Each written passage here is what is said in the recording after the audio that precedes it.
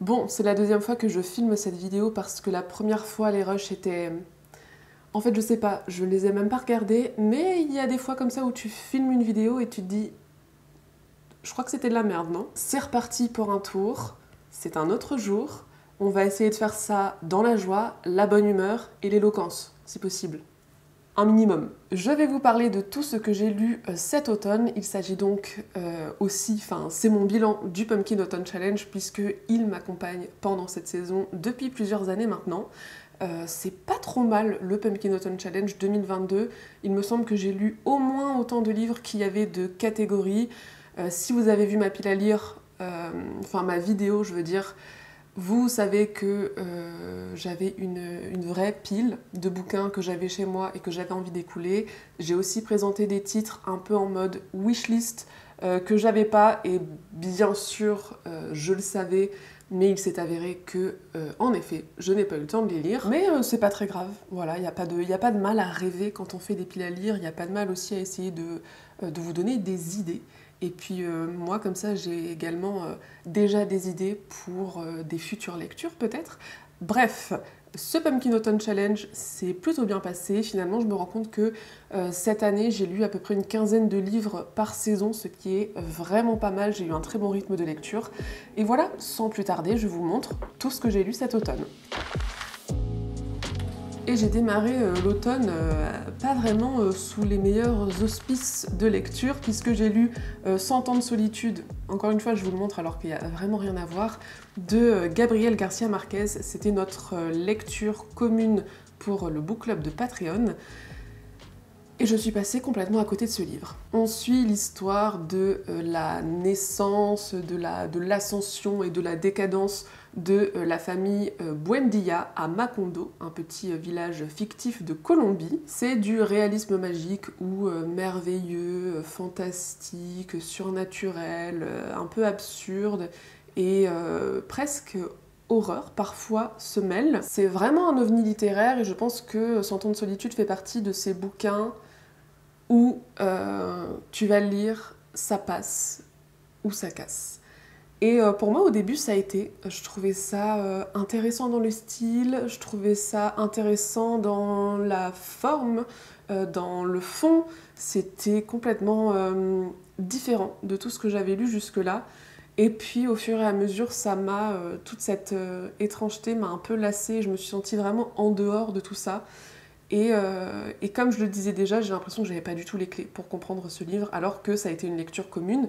J'en ai fait une vidéo entièrement dédiée sur Patreon, donc j'ai fait des recherches, je me suis renseignée, et malgré tout, je n'arrive pas du tout à saisir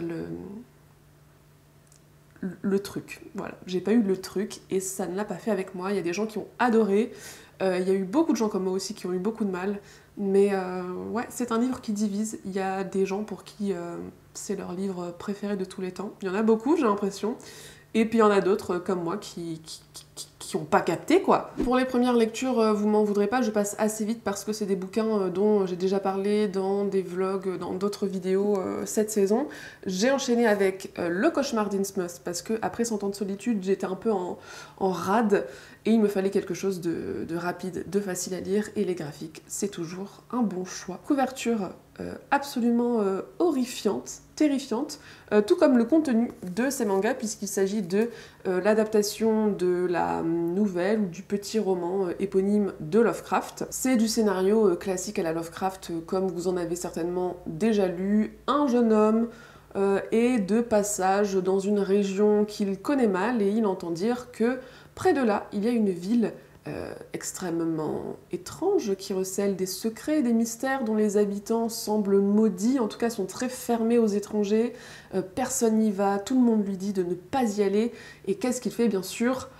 Eh bien il fait ses petites recherches parce que tout ça le fascine, et au final il se retrouve à passer une nuit là-bas. Et ça tourne mal. C'est un récit que j'ai trouvé très efficace et d'autant en manga, ça marche vraiment très très bien. Les dessins sont sublimes, notamment les dessins urbains m'ont vraiment marqué parce que la ville, cette ville abandonnée, maudite, est un des personnages principaux en fait, et donc elle prend énormément de place dans le récit et elle est très très très bien dessinée par Gutanabe, je trouve. C'est vraiment le type d'horreur qui fonctionne sur moi, l'horreur Lovecraftienne, ça marche toujours assez bien. Après c'est vrai que voilà, si vous avez déjà lu du Lovecraft, on a, comme je vous disais, ce petit schéma assez... qui peut être un petit peu redondant, en tout cas qui revient souvent dans ses œuvres. Et il y a 2-3 petites choses, encore une fois, qui font grincer des dents. De la poussière à la chair de Ray Bradbury, c'est un petit bouquin qui se lit comme un fix-up de courtes histoires dans lesquelles on suit une famille dont tous les membres, ou presque, sont des êtres surnaturels, sauf le petit, comment il s'appelle, Timothy, qui est un humain qui a été recueilli par ces gens. Encore une fois, j'en ai déjà parlé, donc je vais passer assez vite. J'ai beaucoup aimé retrouver la plume de Bradbury et les thèmes qui sont abordés, qui, comme toujours, font réfléchir et qui sont pleins de, je sais pas, d'espoir. C'est toujours des beaux messages, c'est toujours... ça te réchauffe le cœur. Mais je dois dire que, pour le moment, de tout ce que j'ai lu de lui, j'ai trouvé que c'était le plus anecdotique. Pour le coup, le côté fix-up se ressent énormément et ça m'a un petit peu dérangée parce qu'en fait, il n'y a pas vraiment de réel fil rouge dans la narration. J'ai moins accroché, peu ce café. Gros coup de cœur cette fois-ci avec La Maison des Feuilles, qui est vraiment un ovni littéraire. Ovni littéraire à tiroir, puisqu'il y a plusieurs niveaux de narration. Il y a d'abord Johnny qui nous raconte son histoire. Il emménage dans un nouvel appartement et il y trouve la thèse d'un vieux monsieur qui s'appelle Zampano et qui étudiait un film documentaire dans lequel une famille s'aperçoit que du jour au lendemain, dans sa maison, est apparu un immense couloir noir, abyssal, qui mène on ne sait où et qui recèle visiblement quelque chose de dangereux. Donc on a le récit de l'horreur qu'endure cette famille via la thèse de Zampano, commenté par Johnny. C'était un coup de cœur incroyable pour moi et c'est très difficile de vous dire pourquoi parce que je pense que c'est juste que il s'est passé un truc. La chimie a opéré. C'est typiquement le genre de bizarre, d'étrange, de suspense, de mystère, d'horreur qui fonctionne à fond sur moi. Et ce, malgré cette forme qui peut être très déroutante, qui peut être un peu sportive et donc éprouvante. Et elle l'a été à certains moments, mais je trouve que le jeu en valait tellement la chandelle. Je sais pas. C'est un roman qui m'a complètement happée, qui m'a hantée, qui m'a absorbée. Et c'est un livre d'ailleurs que je pensais mettre énormément de temps à lire et finalement pas tant que ça parce que j'ai été tellement à fond dedans. Ça ne s'explique pas vraiment, je sais qu'il y a plein de gens qui n'ont pas accroché, mais moi j'ai adoré, ça l'a carrément fait. Our Wives Under the Sea de Julia Armfield. Encore une fois, je vous ai bassiné avec celui-ci parce que je l'ai lu carrément dans un vlog, donc j'en ai parlé en long, en large et en travers. Mais au cas où vous l'auriez manqué, on suit deux femmes, en couple, qui se retrouvent après avoir été séparées pendant 6 mois, puisque l'une d'elles, qui est biologiste, a été bloquée dans un sous-marin lors d'une mission. Et quand elles se retrouvent enfin et qu'elles essaient en tout cas de reprendre leur vie comme avant, tout a changé. C'est un roman plein d'angoisse, de mystère, c'est étouffant, c'est bien écrit, c'est kafkaïen, ça parle de deuil sous un prisme fantastique. Ça commence à taper dans les murs là. Ça a été une très bonne lecture pour moi. Le seul bémol, c'est qu'on n'a pas de réponse à nos questions. Je pense que ça peut en frustrer plus d'une. Ça m'a pas vraiment frustrée, mais j'avoue que j'aurais aimé quand même qu'on en apprenne plus sur ce côté fantastique et sur qu'est-ce qui s'est passé véritablement. Mais encore une fois, j'ai adoré parce que je me rends bien compte que c'est pas le propos principal de cette histoire. C'est tout ce deuil et tout ce processus qui est entrepris malgré les personnages, mais c'est de ça que ça parle. Et pas... Enfin, le fantastique n'est qu'un prétexte. Donc ça a été une très bonne lecture, mais vous n'aurez pas de réponse. sachez-le. Le troisième et dernier tome de Adabana de Non, je vais pas trop vous en parler parce que c'est la conclusion de la trilogie, et puis j'en ai déjà aussi bien parlé. C'est un manga d'enquête, de thriller psychologique. C'est très traumatisant, vraiment. Je ne le recommande clairement pas à tout le monde. Après, j'ai trouvé que c'était quand même un bon manga. C'est compliqué, c'est tordu, mais c'était très bien. Toujours pendant le même vlog, et vous allez peut-être le reconnaître au son, Tomie de Junji Ito. C'est un gros recueil de nouvelles en fait. Je ne savais pas que c'était des nouvelles, je pensais que c'était juste une énorme histoire voilà, qui continuait. Ce qui est le cas, mais c'est quand même des petites histoires indépendantes et qui se répètent pas mal. Bon, on est dans de l'horreur, hein, bien sûr, au cas où vous ne connaîtriez pas Junji Ito, c'est le maître de l'horreur en mangaka, avec Kazuo Uematsu bien sûr. C'est d'ailleurs de l'horreur corporelle, donc si vous n'aimez pas ça, sachez qu'il y a du sang partout, il y a des membres coupés, des membres qui poussent, enfin c'est du grand n'importe quoi. C'est dégueu, mais c'est génial. Ça parle d'obsession maladive, de fanatisme, d'amour obsessionnel. Alors amour n'est pas du tout le mot qui convient, mais d'obsession, tout court. C'est très glauque et malsain, c'est très graphique, mais ça m'a beaucoup plu. Par contre, n'essayez pas de faire comme moi et de le lire pour un rédaton de 24 ou de 48 heures, puisque, comme je vous l'ai dit, c'est des nouvelles qui se répètent assez dans le schéma, et il vaut mieux les déguster, vraiment, parce que moi j'ai failli presque me dégoûter, parce que j'ai essayé de le lire en 2 jours pour mon petit vlog Week-end à 1000, alors qu'il fait presque 800 pages. Et je pense pas que ce soit comme ça qu'il faille lire Tomie ou qu'il faille lire des petites histoires. Mais bon, ça je ne le savais pas avant de commencer, donc bon, c'est pas très grave. Un petit livre que je m'étais justement acheté en pensant que la Maison des Feuilles allait m'épuiser pendant 2 mois et que j'allais peut-être avoir besoin de lire quelque chose d'autre entre-temps. The Graveyard Book de Neil Gaiman, c'est la vie de Nobody Owens. Je l'avais acheté parce que je me suis dit... pourquoi déjà? Ah oui, il était au book club de Christian Jones, puis je me suis dit, c'est un peu le thème du Pumpkin de cette année. Il est court, je vais peut-être avoir besoin d'une petite mi-temps pour la Maison des Feuilles. C'est parti. Au final, j'ai lu les 140 premières pages, je l'ai posé un jour, et je ne l'ai plus jamais retouché jusqu'à il y a 2 semaines. Donc j'ai mis 2 mois à lire ce truc, qui fait même pas 300 pages. C'est scandaleux, tout à fait. On suit l'histoire de Nobody Owens, qui au tout début n'est qu'un petit bébé dont la famille se fait assassiner, enfin un petit bébé, un petit bambin, parce que je crois qu'il marche.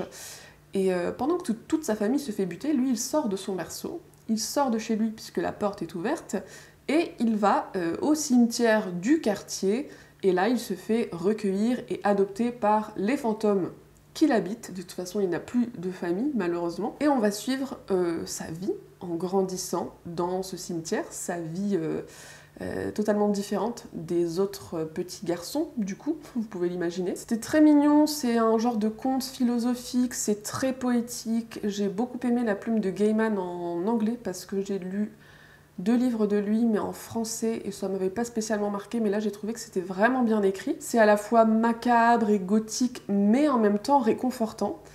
Et ce livre, il a vraiment tout pour plaire, et je sais pas pourquoi je l'ai posé, et j'avais pas forcément envie d'y revenir. Est-ce que c'est parce que c'est un genre de petit conte pour enfants?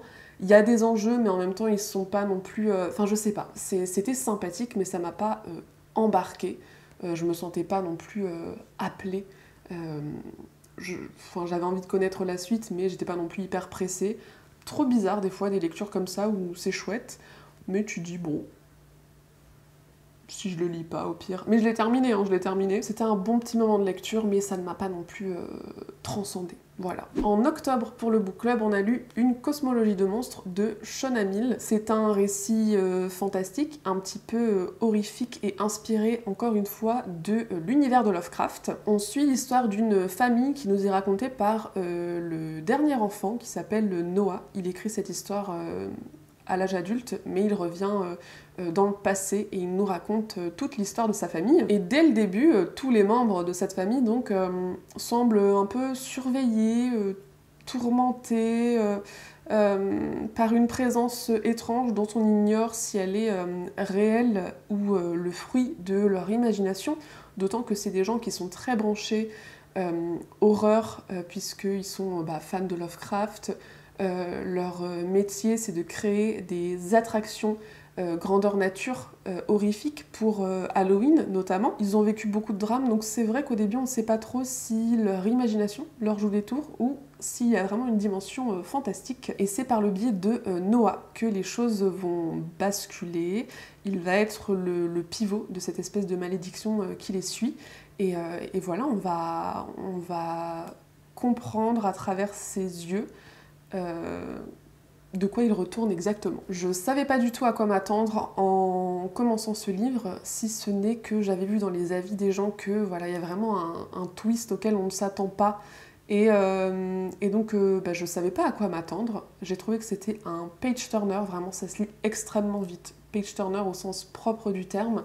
On a envie de savoir ce qui va se passer, on a envie de comprendre ce mystère. C'est une ambiance qui est vraiment parfaite pour Halloween, c'est sinistre, c'est un petit peu glauque, c'est un petit peu effrayant, c'est des bonnes bases pour un récit fantastique d'horreur. Il y a des questionnements que j'ai trouvés très intéressants, notamment autour de qu'est-ce que le bien, qu'est-ce que le mal, qui sont les vrais monstres finalement, et qu'est-ce qui fait un monstre. J'aime bien aussi ce truc qu'on retrouve justement dans les récits de Lovecraft de fascination et d'attrait pour l'objet de la peur du personnage. C'est très récurrent dans les récits de Lovecraft et on le retrouve aussi ici via Noah. La chose, le lieu, l'entité qui effraie le personnage l'attire aussi malgré lui. Et il en éprouve une certaine fascination. Du coup, forcément, à un moment donné, il va se passer des choses. Et forcément, les personnages vont s'en retrouver changés. J'aime beaucoup ça. J'aurais juste aimé, je pense, que ce soit un petit peu plus étoffé dans tout, dans les personnages, dans leur questionnement, peut-être dans le mystère, dans le suspense. Après, il me semble que c'est un premier roman. Et il n'est pas très très long, donc... c'était efficace, voilà, sans extrapoler pendant 100 ans, ça c'est sûr. C'était une bonne lecture, mais j'avoue que j'aurais pas dit non à un petit peu plus. The Secret History de Donna Tartt, le maître des illusions en français, la référence Dark Academia, que tout le monde adore visiblement. C'est un roman qui a déjà 30 ans et qui a été beaucoup lu, j'ai l'impression. On est dans les années 90 et on suit Richard qui vient d'intégrer une très prestigieuse université dans le Vermont. Et il va intégrer un groupe d'études de grec ancien, de classique, etc., constitué uniquement de 4 ou 5 étudiants très privilégiés. C'est un groupe très fermé, composé d'élitistes qui n'ont pas trop le sens des réalités. Et le truc, c'est qu'on sait dès le début que ces gens, dont Richard fait partie du coup, ont assassiné un de leurs amis, un de leurs petits camarades, et il va nous raconter comment et pourquoi ils en sont arrivés là. C'était vraiment un super moment de lecture, j'adore cette ambiance académique avec les cours, les saisons qui passent, les relations qui évoluent en même temps, qui se consolident, qui s'étiolent, qui se détériorent. C'est intéressant aussi d'avoir la perspective d'un gars simple comme Richard qui intègre ce cercle d'allumés en fait. Ils sont complètement allumés, ils sont tellement... Enfin, ils vivent dans un autre monde. Ça crée toutes sortes de problèmes, notamment, voilà, juste un meurtre. Et c'est presque... Je sais pas, on aime bien détester ces personnages et tu te dis « Ah ouais, ils en arrivent là pour ça, quoi. » Il faut redescendre sur Terre. J'ai beaucoup apprécié ma lecture, mais je dois dire que la fin ne m'a pas du tout autant surprise ou choquée que la plupart des gens. J'ai l'impression que j'ai vu beaucoup de vlogs sur ce livre. J'ai beaucoup vu les gens faire Je dis pas ça pour me moquer, hein, mais je m'attendais du coup à ressentir ça. Et en fait, c'est officiel, je suis blasée. Faut dire que j'étais pas spécialement attachée à ces personnages, donc leur sort m'importait finalement assez peu. Et en fait, je crois que j'ai bien aimé tout ce côté voyeur de la première partie où, tout comme Richard, on intègre ce groupe et on essaie de comprendre pourquoi ils en sont venus à tuer l'un des leurs. Et quand t'es extérieur au récit, tu te dis, mais ça a quelque chose, tu vois, de voyeur et de plaisant, et notamment aussi parce que c'est de la fiction forcément. Et après, une fois que tout ça est passé et qu'on est plus dans dans l'après, dans les conséquences, j'étais un petit peu plus détachée. Donc c'était une vraiment bonne lecture, mais qui ne m'a pas non plus tant marqué que ça. J'ai lu un énorme coup de cœur graphique automnal de Kraus. Je n'arrive pas du tout à lire cette typo. Ah là c'est mieux. Kraus, Sheehan, Wordy et Campbell. Il y a beaucoup de monde qui a participé à ce comics, qui est publié chez 404 Comics. Alors j'ai failli me... Là je me serais assommée. Alors ça, si vous voulez le lire, vous attendez vraiment... Là c'est trop tard. Vous attendez l'automne prochain. Vous lisez ça le soir à la lueur d'une bougie ou d'une petite lampe pendant que les feuilles tombent dehors. Meilleur moment de lecture. C'était trop bien. On suit une femme qui vit avec sa fille à Chicago. Elles sont vraiment en immense galère de thunes et d'ailleurs elle a galéré toute sa vie. Et c'est un peu un personnage archétypal dans le sens où c'est la meuf badass qui se laisse pas faire, qui a des tatouages, qui dit des gros mots. Mais moi j'adore. Et du jour au lendemain, elle apprend que sa mère, avec qui elle était en rupture familiale, est décédée et qu'elle lui a légué... elle lui a légué. C'est sa fille unique, donc la maison lui revient. Et ça tombe à point nommé parce que elle s'enfuit limite de Chicago. Il me semble qu'elles n'ont même pas payé leur loyer. Enfin, elles sont vraiment en galère. Donc, elle retourne dans la toute petite ville de son enfance, dans la maison de son enfance qu'elle n'a pas vue depuis des années parce que sa mère s'est débarrassée d'elle assez jeune et elle lui en a toujours voulu pour ça forcément. Et voilà, la mère et la fille vont aller vivre là-bas dans l'espoir d'une vie meilleure et en espérant oublier ses souvenirs, mais les secrets de sa mère vont la rattraper. Je n'en dis pas plus, mais j'ai passé un moment de lecture incroyable. Les dessins sont fous, les couleurs, le scénario, c'est une histoire somme toute assez simple mais tellement efficace. C'est plein de magie, de folklore, de mystère, de sorcellerie, c'est glauque, c'est flippant, c'est génial. L'automne joue un rôle hyper important et notamment les feuilles d'automne. C'était beaucoup trop bien. Les chants de Nuing d'Émilie Kerbalek. On suit Brume, qui est une bioacousticienne, qui est embauchée pour une mission à très grande échelle, puisqu'une expédition se prépare en direction de la planète Nuing, qui a émis des sons semblables au chant des baleines. Il y a donc tout un équipage qui se prépare pour aller mener des recherches, des études sur place, dont Brume va faire partie, de par son métier forcément. Et comme le voyage va durer 27 ans, on embarque évidemment le plus de monde possible sur cet immense vaisseau pour que la vie continue le plus normalement possible. Donc on a des personnages dont on va avoir besoin sur place dans presque 30 ans pour les études et les recherches, et ces personnes-là vont entrer en stase, tandis que d'autres, qui sont très nombreuses, vont continuer le voyage tout à fait normalement pour assurer tout ce qui est technique, médical, commercial, enfin bref, c'est tout un microcosme qui s'envole dans l'espace, direction une planète extrêmement lointaine dont on ne sait rien.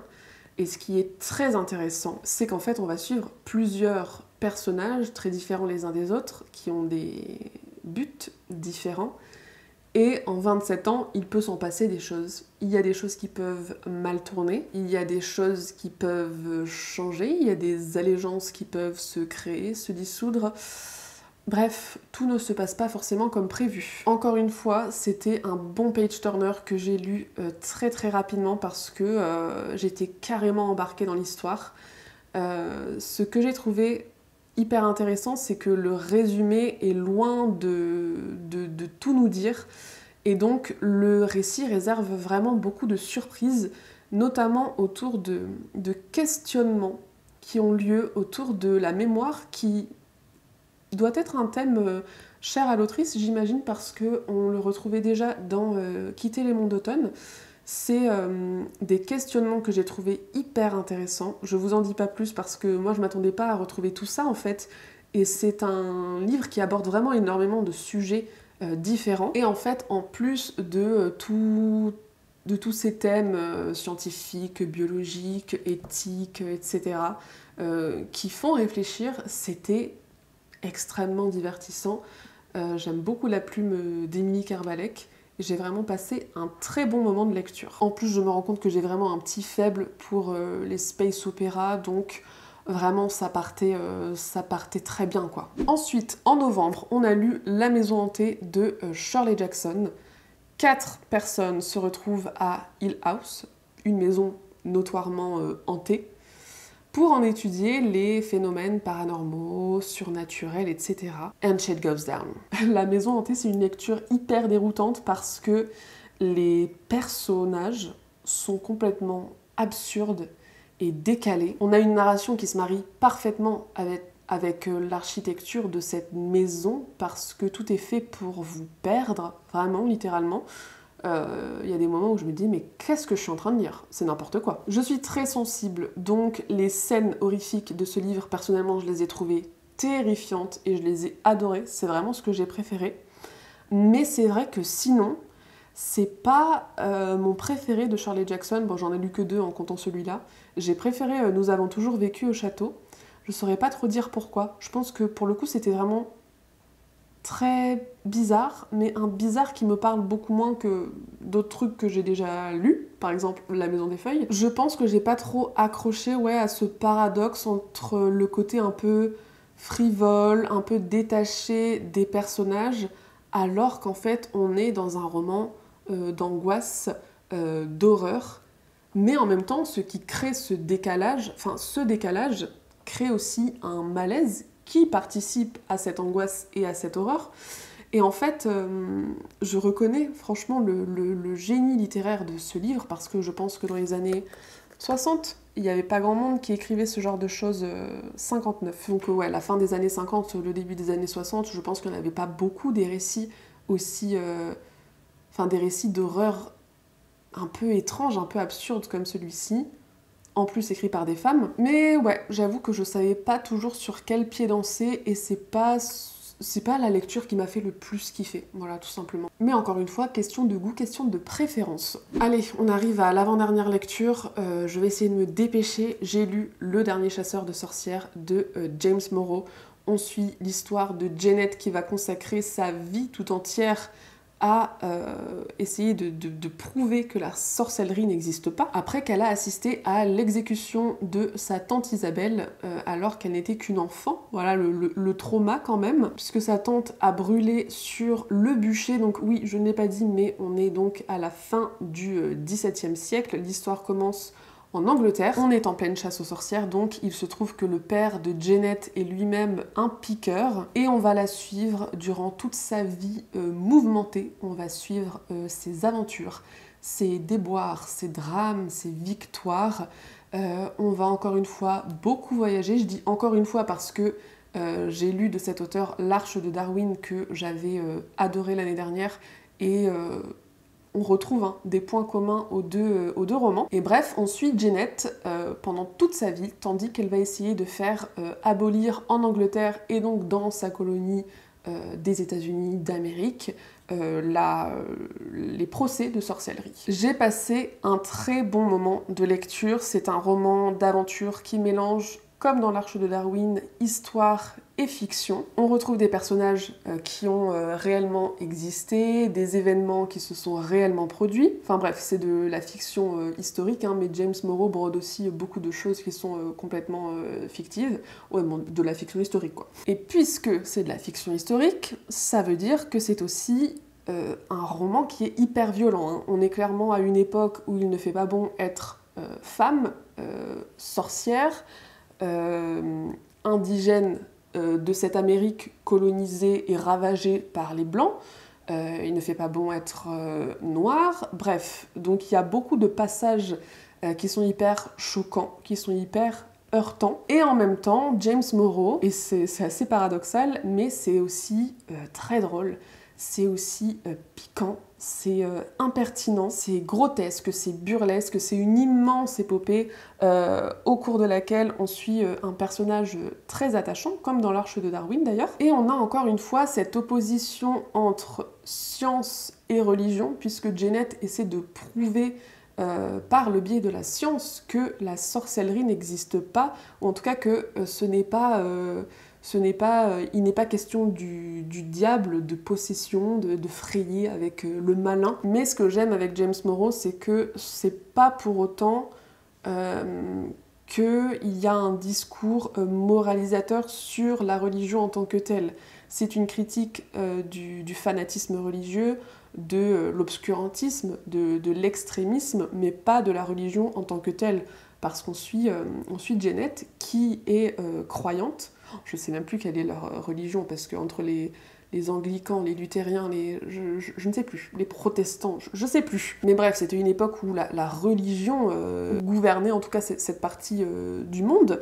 Et je me suis perdue dans mes pensées, mais oui, on a un personnage croyant, mais pour autant, qui est aussi extrêmement instruit, qui est très versé dans la science, la philosophie, la chimie, la physique, et les deux ne sont pas incompatibles. Et ce qu'on critique, ouais, c'est vraiment l'obscurantisme. Bref, c'est super intéressant, j'ai passé un très bon moment de lecture, mais c'est pas un coup de cœur parce que j'avoue que ça traîne un petit peu en longueur sur la fin. Et c'est vrai que le dernier procès de sorcellerie dure très longtemps, alors c'est intéressant, mais c'est un petit peu, voilà, c'est beaucoup de scènes d'exposition et d'opposition entre fanatiques et scientifiques. Et j'ai beaucoup aimé, mais voilà, c'est pour ça que c'est pas un coup de cœur. Mais pour autant, on n'est pas passé très loin. Et j'ai fini la saison avec Les Plus qu'Humains de Théodore Sturgeon, que je n'ai plus en ma possession, parce qu'on me l'avait prêté. C'est un roman, il me semble, qui est sorti dans les années 50, si je dis pas de bêtises. Attendez, je vais vérifier.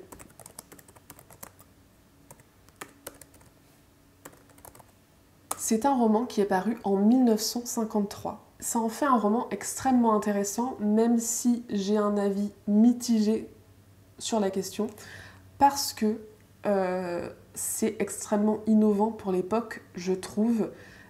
C'est très intéressant. Les thèmes et les concepts qui sont abordés sont fascinants, et encore aujourd'hui, je trouve. C'est vraiment des thèmes qui n'ont pas pris une ride.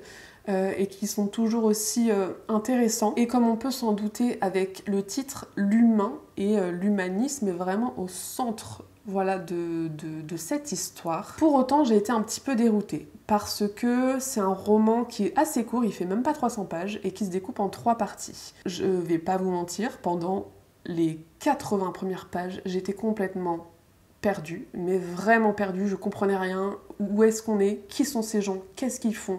Je ne comprenais rien. Ça s'améliore au bout d'un moment, et j'ai bien aimé la fin de la première partie.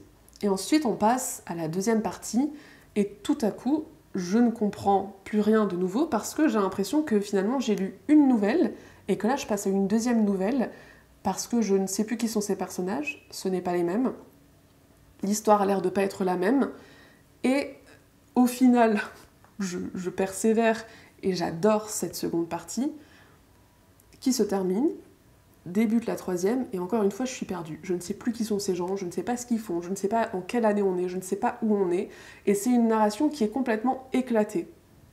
Et je peux pas vous en dire trop, je peux pas vous dire pourquoi, mais c'est totalement en adéquation cette forme éclatée est en adéquation avec le fond. Donc en soi, c'est très intelligent et c'est très intéressant et finalement tout se recoupe, mais c'est vrai que pendant longtemps dans ce livre, on est sans cesse perdu, ah je comprends, ah perdu, ah je comprends, et c'est très déroutant. Et j'avoue que ça m'a pas vraiment plu d'être constamment paumée et de pas tout comprendre. On suit des gens qui semblent avoir des pouvoirs un petit peu surnaturels, et c'est tout ce que je vais vous en dire parce que c'est tout ce que je peux vous en dire.